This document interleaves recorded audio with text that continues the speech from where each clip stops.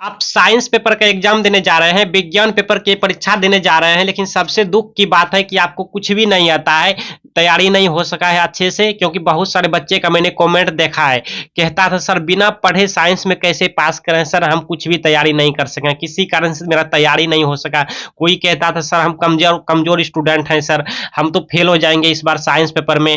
तो यही सब आपके मन में चलता है, डर है, टेंशन है, साइंस पेपर का डर है कि मैं इस बार लिखूंगा क्या परीक्षा में, मैं कमजोर विद्यार्थी हूं, ये सब मन में सोचते हैं। तो अच्छा किया इस वीडियो पे क्लिक कर दिए भाई, ये वीडियो आपको फेल होने से बचा लेगा। इस वीडियो में आपको बताऊंगा बिना तैयारी के, बिना पढ़े साइंस पेपर के क्वेश्चन कैसे हल करेंगे आप लोग, और कौन कौन सा क्वेश्चन आपके परीक्षा में इस बार आने वाले हैं, ये सारे चीज मैं आपको बता दूंगा, ताकि आपका परीक्षा बहुत अच्छा जाए, आप अच्छे नंबर से पास हो सके और मुझे थैंक यू बोल सके। ठीक है स्टूडेंट, इस वीडियो को एंड तक देख लेना यार। अगर आपको साइंस पेपर में कुछ भी नहीं आता है, अच्छे खासे नंबर से पास होना है, आपको कुछ भी नहीं आता है, साइंस पेपर का टेंशन है, पेपर खराब जाएगा ऐसा मन में सोचते रहते हैं, तो बिल्कुल सही जगह पा पाए हैं, बिल्कुल सही जगह पाए पाए हैं। इस वीडियो में आपको बताऊंगा, अगर आपको साइंस पेपर में कुछ भी नहीं आता तो जैसे मैं ये ट्रिक बताऊंगा वैसे ट्रिक अपना लेना, आपको अच्छे खासे नंबर दे दिया जाएगा परीक्षा में भाई, अच्छे खासे नंबर से आप लोग पास हो जाएंगे। ठीक है, अगर साइंस पेपर, क्योंकि बहुत सारा बच्चे का मैंने कमेंट देखा है तभी मैं वीडियो बना रहा हूँ। ठीक है, तो चलिए वीडियो स्टार्ट करते हैं। स्टूडेंट इस वीडियो को लास्ट तक देख लेना यार, जो बच्चा इस वीडियो को लास्ट तक देख के जाएगा वही परीक्षा में पास होगा, अच्छे नंबर से आएगा, फेल होने से बचेगा। ठीक है, और जो विद्यार्थी आधे अधूरे वीडियो छोड़ के भाग जाएगा ना, तो फिर उनका हम कुछ कह नहीं सकते हैं, वो फेल भी हो जाएंगे परीक्षा में भाई। ठीक है, इसलिए इस वीडियो पर आ गया है तो पूरी वीडियो देख के जाना है, जैसे जैसे बताऊंगा वैसे वैसे आपको परीक्षा में लिख देना है, जैसे मैं लिखूंगा वही जाके लिख देना है, जो मैं लिखूंगा वही जाके लिख देना है, परीक्षा में अच्छे खासे नंबर से पास हो जाइएगा आप लोग। ठीक है, क्योंकि परीक्षा वाली बात है, जिंदगी की सवाल है भाई। एक बार अगर आप फेल हो जाते हैं, अगर ये वीडियो नहीं देखते हैं, हो सकता है आप फेल हो जाते हैं, फेल हो जाने के बाद आपका साल बर्बाद हो जाएगा, टाइम बर्बाद हो जाएगा, पैसा बर्बाद हो जाएगा, होता है कि नहीं, आप पीछे रह जाएंगे अपने दोस्तों से, आपका दोस्त आगे निकल जाएगा, आप पीछे रह जाएंगे। तो यही सब मैं, मेरे को भी आपका ख्याल है, आपका ख्याल मुझे भी है, समझे, इसीलिए मैं चाहता हूं कि मेरे द्वारा बहुत सारा बच्चा पास हो जाए, फेल होने से हम बहुत सारे बच्चों को बचा सकें। यही सब मैं सोचते हुए वीडियो बना रहा हूं, क्योंकि आपका हम बहुत ख्याल रखते हैं भाई। ठीक है, तो इसलिए आप लोग का भी फर्ज बनता है कि गुलशन सर को सब्सक्राइब कीजिए। आप लोग एग्जाम के बाद भी मैं आपका काम आने वाला हूं, सब्सक्राइब नहीं किया सब्सक्राइब कर लीजिएगा। नए नए बच्चे सब सब्सक्राइब नहीं किए होंगे, पता है मुझे। ठीक है, और सब्सक्राइब जो बच्चे कर दिए तो उनका दिल खोल के स्वागत करता हूं भाई, मोस्ट वेलकम, एकदम मोस्ट वेलकम यार, बहुत अच्छा एकदम स्वागत आपका है। ठीक है, सब्सक्राइब कर दिया है, बहुत अच्छा आपका। चलिए वीडियो स्टार्ट करते हैं स्टूडेंट, बस इस वीडियो को पूरा देख के जाना यार। ठीक है, आइए यहाँ पर, तो ये रहा आपके साइंस पेपर, विज्ञान पेपर के क्वेश्चन। ठीक, आप क्वेश्चन चाहे जैसा भी हो, लेकिन यही ट्रिक आप अपने परीक्षा में लगाइएगा सेम टू सेम। जैसे यहाँ पे देखिए अयस्क को परिभाषित कर आपको नहीं आता है। ठीक है, यहाँ पे ये नहीं आता है, सोडियम कार्बोनेट ये नहीं आता है, बायोगैस आपको संयंत्र ये नहीं आता है, दोस्ती दोष क्या ये नहीं आता है। इसी तरह बहुत सारा क्वेश्चन है, विद्युत बल्ब आपको नहीं आता है। जो बच्चे को आता है वो तो लिखेंगे, लेकिन जो बच्चे को नहीं आता है, जैसे दोस्ती दोष क्या है, वो तो फेल हो जाएंगे। ग्रह क्यों नहीं टिमटिमाते हैं, इसकी व्याख्या करें, वो फेल नहीं होंगे, क्योंकि मैं वो ट्रिक बताऊंगा। ठीक है, जिससे ये सारे लिख लेंगे। तो चलिए आपको क्या करना है, आपको जैसे कि मान लीजिए आपको हम क्या बताएं, जैसे कि मान लीजिए आपको ये नहीं आता, ग्रह नहीं क्यों नहीं टिमटिमाते इसकी व्याख्या कर आपको नहीं आता है, तो आप क्या करेंगे ना, इसके ऑब्जेक्टिव में आ जाएंगे थोड़ा सा। देखिए जैसे हम बता रहे हैं वैसे ही कीजिएगा, जैसे हम बता रहे हैं वैसे ही कीजिएगा, तब आपका एक भी नंबर नहीं कटेगा। ठीक है, ऑब्जेक्टिव में आ जाएंगे, आप अपने क्वेश्चन पेपर के ऑब्जेक्टिव में आएंगे और ऑब्जेक्टिव में इससे रिलेटेड ढूंढेंगे बच्चों, ऑब्जेक्टिव में इससे रिलेटेड ढूंढेंगे, आपको मिलेगा। देखिए चंद्रमा पर खड़े अंतरिक्ष यात्री को आकाश प्रतीत कैसा होता है, तो काला होता है। देखो मिल गया ना इससे रिलेटेड, यही तो है हमारा ग्रह चंद्रमा, ग्रह टिमटिमाना, ये सब रिलेटेड क्वेश्चन है। तो आप ये लिख देंगे, कैसे लिखेंगे वो मैं बता रहा हूँ। ठीक है, ऐसे लिखेंगे, इस तरह से लिखेंगे। ये बच्चा ने देखिए लिखा है, प्रश्न उत्तर संख्या डालिएगा, लिखिएगा चंद्रमा पर खड़े अंतरिक्ष यात्री को आकाश काला प्रतीत होता है। और दिखाते हैं आपको प्रकार, और इससे रिलेटेड ढूंढिए, और मिल जाए तो अच्छी बात है। ठीक है, और मिल जाए तो अच्छी बात है, ना मिले तो भी मैं बताऊंगा क्या करना है। देखिए मिल गया, एक और मिला, देखिए आप लोग देखिए यहाँ पे देख सकते हैं, प्रकाश द्वारा प्रदर्शित कौन सी घटना तारों की टिमटिमाहट में प्रदर्शित होती है। तो यहाँ पे अपवर्तन सही है, तो अपवर्तन इस तरह से बच्चे ने लिखा है, आप लोग देखिए नंबर 2 पॉइंट करके, प्रकाश द्वारा प्रदर्शित अपवर्तन घटना तारों की टिमटिमाहट में प्रदर्शित होती है। इस तरह से आप लिखेंगे और फेल होने से बचेंगे, ठीक है, अच्छे खासे नंबर पाएंगे। और भी अभी तो भागिएगा नहीं, वीडियो छोड़ के भाग जाइएगा तो आज बहुत चीज सीखना मुश्किल हो जाएगा। परीक्षा से पहले वीडियो देख रहे हैं, बहुत लकी है। अयस्क को परिभाषित करना आपको नहीं आता है, आप अपने ऑब्जेक्टिव में आएंगे, और अगर ऑब्जेक्टिव में नहीं मिलेगा तो क्या करना है वो भी मैं बताऊंगा, क्योंकि कोई कोई बच्चे के मन में सवाल आएगा सर जैसे हम ऑब्जेक्टिव में ढूंढने जाएं और ऑब्जेक्टिव में नहीं मिले, उस सिचुएशन में क्या करें, तब क्या करना है, तब क्या करना वो भी मैं बता रहा हूँ। बस थोड़ा सा रुक जाइए, पहले जो ऑब्जेक्टिव में मिल रहा है वो मैं बता देता हूँ, ठीक है, वो मैं बता देता हूँ। देखिए देखिए अयस्क में अशुद्धि के रूप में उपस्थित पदार्थ को गैंग कहते हैं या अधात्री कहते हैं, ठीक है, तो इसको लिखना है ऐसे, बच्चे ने लिखा है अयस्क, देखे इस तरह लिखिएगा, अयस्क में उस अशुद्धि के रूप में, ठीक है, उपस्थित अधात्री या गैंग कहलाता है, इस तरह लिखिएगा और नंबर पाइएगा फटाफट एकदम। और दिखाते हैं आपको, और आपको दिखाते हैं, जैसे देखिए दूरदृष्टि दोष क्या है आपको नहीं आता है, ठीक है, तो इसका कैसे लिखेंगे, इसको दूरदृष्टि दोष रिलेटेड भी ढूंढना है, दूरदृष्टि दोष रिलेटेड, देखिए लेंस रिलेटेड, दूरदृष्टि दोष बोले तो लेंस रिलेटेड, लेंस रिलेटेड देखिए मिल गया, रिलेटेड क्वेश्चन है, ये भी मिला, देखो आंखों की रेटिना कार्य करता है, ठीक है, लेंस द्वारा, ये भी क्वेश्चन है। और ये भी देखो मिल गया, ये भी मिला, मिला कि नहीं, ये भी मिला, देखो मानव नेत्र में निकट दृष्टि दोष या दूर दृष्टि दोष, सब रिलेटेड क्वेश्चन है। ये भी मिला कि नेत्र की समंजन क्षमता कम हो जाने पे क्या उत्पन्न होता है, ज्यादा दूर दृष्टि होता है। तो देखो बच्चे ने लिखा है लेंस की फोकस दूरी, ठीक है, इतना इतना, इसको लिखा है, इसको लिखा है, इसको लिखा है इस तरह से। और कैमरे का पर फिल्म भाग आंखें, फिल्म कैमरे का कौन सा भाग, तो फिल्म भाग आंखें, ये भी लिखा है। और फिर देखो ये भी लिखा है, ठीक है, दिखाते हैं, इसका कॉपी दिखाते हैं, देखिए ये भी लिखा है, बहुत अच्छा लिखा है, ठीक है, यहाँ से। और ये भी लिखा है नेत्र की समंजन क्षमता, इस तरह से आप लिख के स्टूडेंट पास हो जाएंगे, ठीक है। इतना ही नहीं, अभी और दिखाते हैं, भागिएगा नहीं वीडियो छोड़ के, एकदम पूरा वीडियो देख के परीक्षा देने जाइए। क्वेश्चन में आ जाते हैं, क्वेश्चन में आते हैं, और अभी आपको हम बताते हैं। जैसे देखिए आपको विद्युत बल्ब में क्यों गैस भरी जाती है, ये भी नहीं आता है, या फिर आपको और भी बहुत सारा बायोगैस नहीं आता है, देखिए कैसे लिखना है।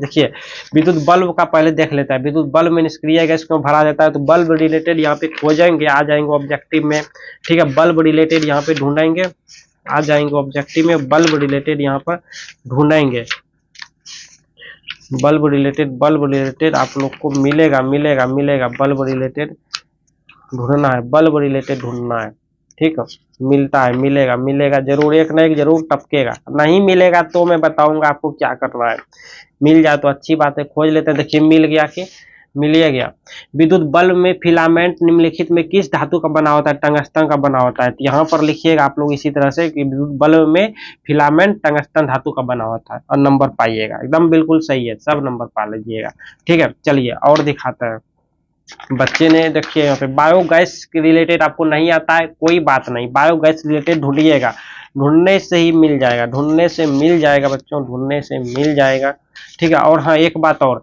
अगर ऑब्जेक्टिव में आपके सामने जहां पे इनमें से सभी दिखे, तीन ऑप्शन रहेंगे, इनमें से सभी दिखे तो वहीं पे चला जाइएगा, वही सही होता है। इनमें से कोई नहीं दिखे तो उस पर मत जाइएगा, ठीक है, देखो इनमें से कोई नहीं है, इस पे मत जाना, कभी मत जाना, यही तीन को सही होगा, ये सही नहीं होता है, ठीक ना। चलो चलिए ऑब्जेक्टिव में ढूंढ रहे हैं ना, गैस रिलेटेड ढूंढ रहे हैं, गैस रिलेटेड ढूंढ रहे हैं, गैस रिलेटेड मिल जा, देखो मिल ये गया कि मिल गया, घरेलू गैस एलपीजी का मुख्य अवयव क्या है, यहाँ पे मेथेन हो जाएगा, एक और मिला, ऊर्जा के दो अनवीकरणीय स्रोत क्या है, तो गोबर गैस, यही रिलेटेड हमको चाहिए था, यहाँ पर लिखिएगा मीथेन बायोगैस का मुख्य घटक है, और यहाँ पे दूसरा में घरेलू गैस एलपीजी का मुख्य घटक अवयव है, इस तरह से लिखिएगा, ठीक है। यहाँ पे जो आंसर है ये मीथेन हो गया, यहाँ पर मुख्य घटक मीथेन हो गया, इस तरह से, ठीक है। इसी तरह से आप लिख के अच्छे खासे नंबर पाइएगा। और भी चलते दिखाते हैं, देखिए दूसरा क्वेश्चन है यहाँ पे, विद्युत मोटर का क्या सिद्धांत है, दो ऊर्जा स्रोतों के नाम लिखे। तो आपको दो ऊर्जा स्रोत के नाम नहीं आता, कोई बात नहीं, दो ऊर्जा स्रोत के नाम ऑब्जेक्टिव में आएंगे और देखेंगे यहाँ पे दो ऊर्जा स्रोत के नाम कहीं है क्या। देखिए यहाँ पे आए कि कौन सा निम्न में कौन सा ऊर्जा स्रोत, देखिए बात को पकड़िए कि निम्न में कौन सा ऊर्जा स्रोत, मतलब निम्न मतलब चारों जो नीचे दिया गया है इनमें से कौन सा ऊर्जा स्रोत, इसका मतलब ये चारों क्या है, ऊर्जा स्रोत है, ये चारों ऊर्जा स्रोत है। तो चार में से किन्हीं दो को उठा के लिख देना है इस तरह से, इस तरह से। दो ऊर्जा स्रोत के नाम भूतापीय ऊर्जा, पवन ऊर्जा, ठीक है, यहाँ से भूतापीय ऊर्जा, पवन ऊर्जा। और भी दिखाते हैं, देखिए इस तरह से एक बच्चे और ने जवाब दिया, एक बच्चे ने इसी तरह दो ऊर्जा स्रोत के नाम लिखा, पवन ऊर्जा, भूतापीय ऊर्जा, इसी तरह से उठा के लिखा है। और जैसे कि आपको मान लीजिए आपको ये नहीं आता है, देखिए आज आपका एग्जाम बहुत अच्छा जाएगा। देखिए विद्युत मोटर का क्या सिद्धांत है, ये नहीं आता, चलो ऑब्जेक्टिव में ढूंढो, ऑब्जेक्टिव ना मिले तब क्या करना है वो भी मैं बता रहा हूँ, बस थोड़ा सा दिल थाम के रहिए, थोड़ा सा और 5 मिनट 2 मिनट इसमें ऐसे ढूंढेंगे। देखिए मिल गया यहाँ पर, ठीक है, विद्युत मोटर परिवर्तित करता है तो विद्युत ऊर्जा को यांत्रिक ऊर्जा में परिवर्तित करता है, तो कैसे लिखेंगे, इस तरह से लिखेंगे, इस तरह से लिखेंगे विद्युत मोटर का सिद्धांत। यहाँ पे विद्युत मोटर का सिद्धांत वह सिद्धांत है जो जो बना बना के जो विद्युत ऊर्जा को यांत्रिक ऊर्जा में परिवर्तित करता है, उसे ही विद्युत मोटर का सिद्धांत कहा जाता है। यहाँ पे लिखिएगा, ठीक है, इस तरह से भी लिखिएगा। एक बच्चे ने और लिखा है विद्युत मोटर दीजिएगा, विद्युत मोटर का सिद्धांत वह सिद्धांत है जो विद्युत ऊर्जा को यांत्रिक ऊर्जा में परिवर्तित करता है, ठीक है, परिवर्तित करता है, नंबर दिया जाएगा।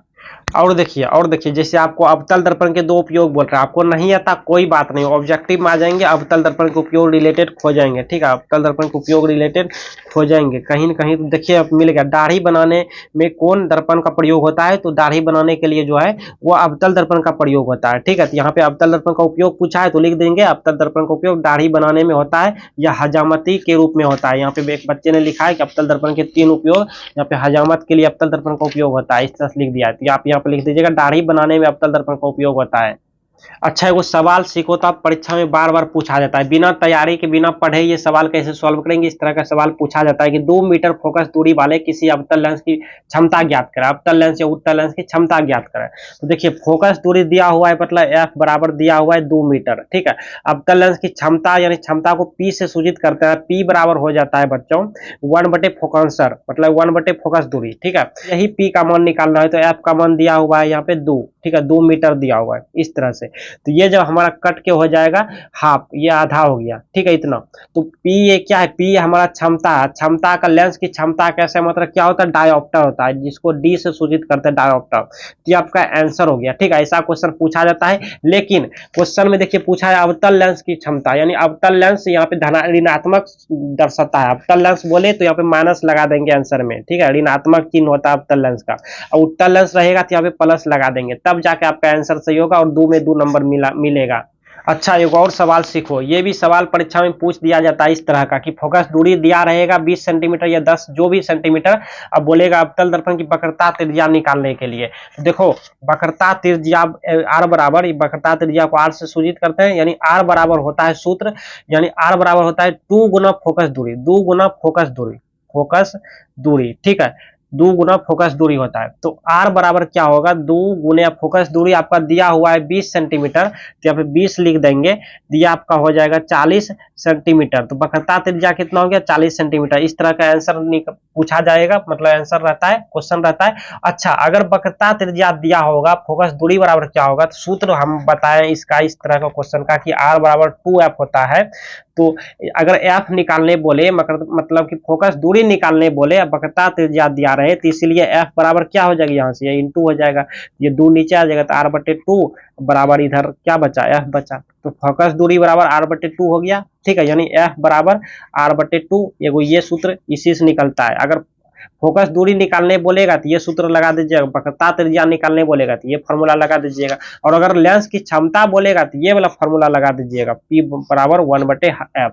और अगर लेंस में ही बोलेगा फोकस दूरी निकालने के लिए तो इसको यहाँ दे दीजिएगा, इसको यहाँ दे दीजिएगा, मतलब क्षमता अगर दिया रहेगा तो 1/p हो जाएगा, f यहाँ आ जाएगा, ठीक है, इस तरह से 1/p, इस तरह क्षमता दिया रहेगा तो इस तरह से हो जाएगा। बच्चे कहेंगे सर ऑब्जेक्टिव अगर नहीं मिलेगा तब क्या करेंगे, जैसे हम ढूंढने जाएं खोजने जाएं ऑब्जेक्टिव में नहीं मिलेगा तब क्या करेंगे। जैसे देखिए प्लास्टर ऑफ पेरिस का आणविक सूत्र पूछ रहा है, आपको कुछ भी नहीं आता है, ऑब्जेक्टिव में भी नहीं मिला, फेल हो गया, तब इस कंडीशन में आप लोग प्लास्टर ऑफ पेरिस रिलेटेड इसका रासायनिक सूत्र जानते हैं तो लिख दीजिएगा, या बनाने की विधि जानते हैं या निर्माण जानते हैं तो लिख दीजिएगा, उपयोग जानते हैं तो उपयोग लिख दीजिएगा, समीकरण जानते हैं तो समीकरण लिख दीजिएगा, कुछ भी आप रिलेटेड लिख सकते हैं। ठीक है, अगर ये रिलेटेड भी आपको नहीं पता है तो फिर आप लोग को प्लास्टर ऑफ पेरिस जिस चैप्टर से पूछा है उस चैप्टर से आपको कुछ भी याद है, जैसे बेकिंग सोडा हो गया, विरंजक चूर्ण हो गया यानी ब्लीचिंग पाउडर, कुछ भी आपको याद है, धोने का सोडा, ये सब चैप्टर में रहता है। मतलब ये क्वेश्चन का जो चैप्टर है उस चैप्टर से आपको जो भी क्वेश्चन का आंसर याद है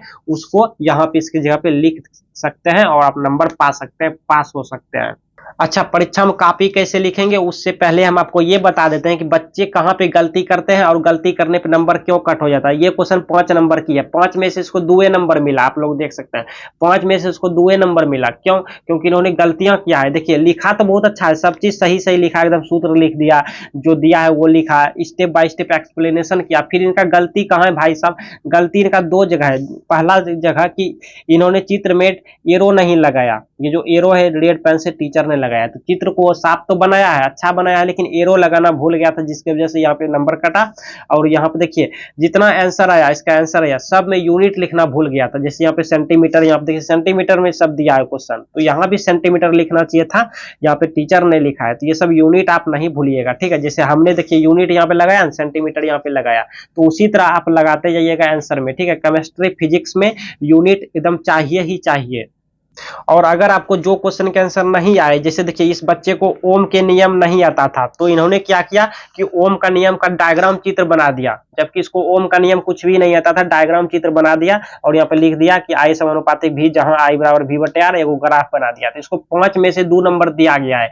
तो आपको भी अगर ओम का नियम या जो भी क्वेश्चन का आंसर नहीं आता है तो उसका डायग्राम या चित्र देने की कोशिश करें, मतलब कुछ ना कुछ आंसर देने की कोशिश करेंगे। जैसे कि मान लो आपको विद्युत मोटर नहीं आता, ऑब्जेक्टिव में गए खोजने और नहीं मिला, तो परेशान नहीं होना है, आप लोग को विद्युत मोटर रिलेटेड यहाँ पे रिलेटेड विद्युत मोटर रिलेटेड विद्युत मोटर का कार्य लिख सकता है, कार्य सिद्धांत लिख सकता है, इससे रिलेटेड फ्लोविंग के बाएं या दाएं हाथ का नियम लिख सकता है, आर्मेचर का क्या कार्य है वो लिख सकता है, विद्युत मोटर का उपयोग लिख सकता है, कहाँ कहाँ प्रयोग होता है ये लिख सकता है। ठीक है, विद्युत मोटर में ऊर्जा रूपांतरण कैसे होता है, यानी कुछ भी आप रिलेटेड लिख सकते हैं। ठीक है, अच्छा कॉपी कैसे लिखेंगे? एक बच्चे की कॉपी देखिए, खंड ब लिखा, लघुत्तरीय प्रश्न लिखा, प्रश्न उत्तर संख्या 1 लिखा, देखो कितना मस्त आंसर लिखा है कि आवेश को ना तो उत्पन्न किया जा सकता, एकदम शब्दों के बीच स्पेस भी है, कहीं भी कट क्रॉस नहीं है, साफ साफ लिखा है। ठीक है, एकदम मस्त लिखा है। यहाँ पे मैन आंसर को, मैन कीवर्ड को बेंजामिन फ्रैंकली, इसको ब्लैक पेन से अंडरलाइन किया है। ठीक है, फिर आंसर खत्म होने के बाद 2 लाइन का स्पेस रखा है, खाली छोड़ा है, फिर अगला प्रश्न का उत्तर मस्त लिखा है। आपको क्वेश्चन पेपर लेके हम समझाते हैं।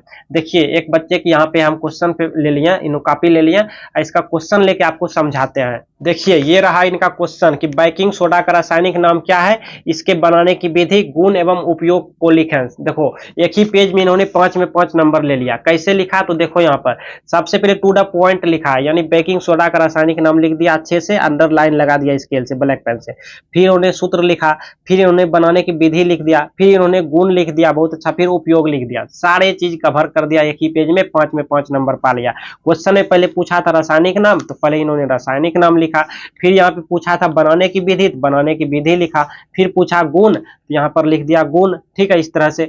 फिर पीछे पूछा उपयोग, तो यहाँ पे उपयोग लिख दिया, बहुत अच्छा। और भी क्वेश्चन दिखाते हैं, देखो एक बच्चे और कॉपी, एथेनॉल लिखा, तो एथेनॉल बहुत अच्छा लिखा, फिर समान सूत्र लिखा, उदाहरण लिख दिया, इस तरह प्रयोगशाला में अल्कोहल कैसे तैयार किया जाता है ये लिख दिया।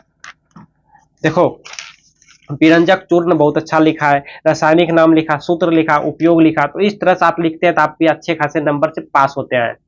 देखो और भी देखो, मिश्र धातु किसे कहते हैं, इसके 2 उदाहरण या मिश्र धातु के 3 उपयोगों का वर्णन करें। बच्चे ने देखो कितना अच्छा लिखा, मिश्र धातु, इस तरह हेडिंग डाला, मिश्र धातु लिख दिया, फिर 2 उदाहरण लिख दिया, फिर 3 उपयोग का वर्णन भी, उपयोग भी लिखा, इलेक्ट्रॉनिक उपकरणों में, वाहन निर्माण में, और वर्णन भी किया है। तो इस तरह से आप लिख के आइए स्टूडेंट, आपको बढ़िया नंबर से पास किया जाएगा। तो स्टूडेंट ये वीडियो अपने दोस्तों के साथ शेयर कीजिए, जो स्टूडेंट जो आपका दोस्त लोग परीक्षा देने जा रहा है सबको पास भेज दीजिए, सबके साथ शेयर कीजिए इस वीडियो को लिंक भेजिए, उसको व्हाट्सएप पे जहां तहां लिंक भेजिए, बस वो इस वीडियो को देख ले खाली, ठीक है। और सबको पास भेजिए, क्योंकि आप पास होंगे तो अपने दोस्तों को भी पास कराओ यार, साथ में लेके चलो, ठीक है। दोस्तों के साथ गद्दारी नहीं करते यार, अपने दोस्तों के साथ, अपने मित्रों के साथ गद्दारी नहीं करते। ऐसा नहीं कि चुपचाप ये वीडियो देख लिए आप, उनको ना दिखाएं, उनको भी दिखाइए। आप भी मेरा वीडियो देखिए, अपने दोस्तों को भी वीडियो ये दिखाइए, उनको भी पास करवाइए। आप भी फेल होने से बचिए, उनको भी फेल होने से बचा लीजिए भाई। दोनों दोस्त, मतलब सब दोस्त साथे आगे बढ़िएगा, सब साथे मिलजुल के पढ़िएगा, कितना अच्छा लगेगा। तो इस वीडियो को अपने पास मत रखिए, इस वीडियो को अपने दोस्तों को भी जबरदस्ती दिखाइए, एकदम शेयर करके बोलिए गुलशन सर की वीडियो है, देख के परीक्षा देने जाओ, ठीक है, बोलना है। तो चलिए हम मिलते हैं नेक्स्ट वीडियो में। आपका कोई कमेंट है, कोई डाउट है, कोई मन में सवाल है, दिल में सवाल है, तो दिल की बातें, मन की बातें अपने पास मत रखिए, मुझ तक पहुंचाइए, शेयर कीजिए, कमेंट में लिख डालिए, एकदम जो मन है लिख डालिए।